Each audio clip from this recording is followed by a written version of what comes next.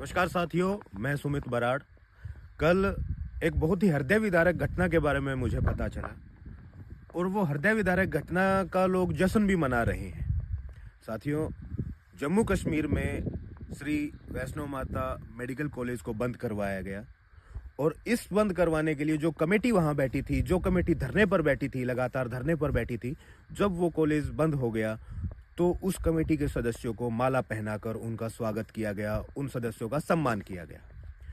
मेरा ये सवाल है आप सभी से कि हमारा देश किस ओर बढ़ रहा है।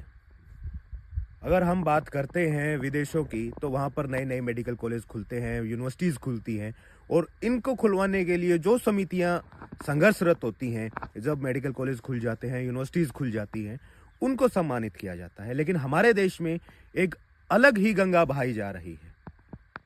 मेरी नॉलेज में ये पहली बार ऐसा हुआ है कि कोई एजुकेशनल इंस्टीट्यूट बंद हुआ है और उस एजुकेशनल इंस्टीट्यूट को बंद करवाने के लिए जो कमेटी संघर्षरत थी, उनके सदस्यों का सम्मान किया जाता है। साथियों, मैं बताना चाहूँगा मेडिकल कॉलेज क्यों बंद करवाया गया, क्योंकि वहाँ पर 50 सीटों में से 42 सीटों पर मुस्लिम विद्यार्थी पढ़ रहे थे। साथियों, आप सबको पता होगा कि मेडिकल कॉलेज में ऐसे ही तो एडमिशन हो नहीं पाते हैं कि मैंने ये देख लिया कि ये मेरा दोस्त है, ये मेरा रिश्तेदार है, तो मैं उसका एडमिशन कर दूंगा। बेसिकली कहा जाए तो माथा देख कर टीका तो मेडिकल कॉलेज में किया नहीं जाता है। मेडिकल कॉलेज में एडमिशन लेने के लिए एक प्रक्रिया होती है, एक कम्पिटिटिव एग्जाम होता है जो हमें पास करना होता है। उसके बाद जो हमारा ऑल इंडिया रैंक है, उस ऑल इंडिया रैंक के अनुसार मेडिकल कॉलेज में, इंजीनियरिंग कॉलेज में दाखिला मिलता है। यही दाखिले की प्रक्रिया मेडिकल कॉलेज जम्मू में जो बंद करवाया गया है, उस मेडिकल कॉलेज में यही दाखिले की प्रक्रिया को फॉलो किया गया था। इसी दाखिले की प्रक्रिया के तहत 50 में से 42 सीटें जम्मू कश्मीर के उस मेडिकल कॉलेज में मुस्लिम विद्यार्थियों को दी गई थी। यही बात कुछ धार्मिक उन्मादी या फिर धार्मिक आतंकवादियों को सहन नहीं हुई। उन्होंने जम्मू कश्मीर का जो मेडिकल कॉलेज था उसको बंद करवाने के लिए धरना दिया, प्रदर्शन किए और अल्टीमेटली वो अपने इस धार्मिक उन्माद के कृत्य में कामयाब हो जाते हैं।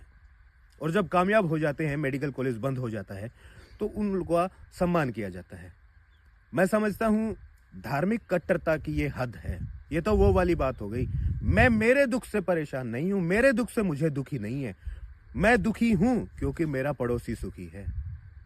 उन्हीं धार्मिक उन्मादियों को मैं कहना चाहता हूँ, आप ये देख रहे हो वहाँ 42 मुस्लिम छात्रों की पढ़ाई होती थी, मुस्लिम छात्र वहां से डॉक्टर बन के निकलते, उसके साथ साथ 8 हिंदू छात्र भी तो थे। ये संख्या जो हिंदुओं की 8 है, कल को वो 8 से ये भी तो 42 हो सकती थी। और वो मुस्लिम छात्र भी पढ़ रहे थे, तो वो भी तो हमारे ही देश में, हमारे देश के नागरिकों की सेवा के लिए पढ़ रहे थे। कल को वो डॉक्टर बनते तो वो हमारे ही देश के नागरिकों की तो सेवा करते। अभी इन छात्रों को, जो 50 छात्र हैं, इनको नज़दीकी मेडिकल कॉलेज जो हैं उनमें स्थानांतरित किया जाएगा।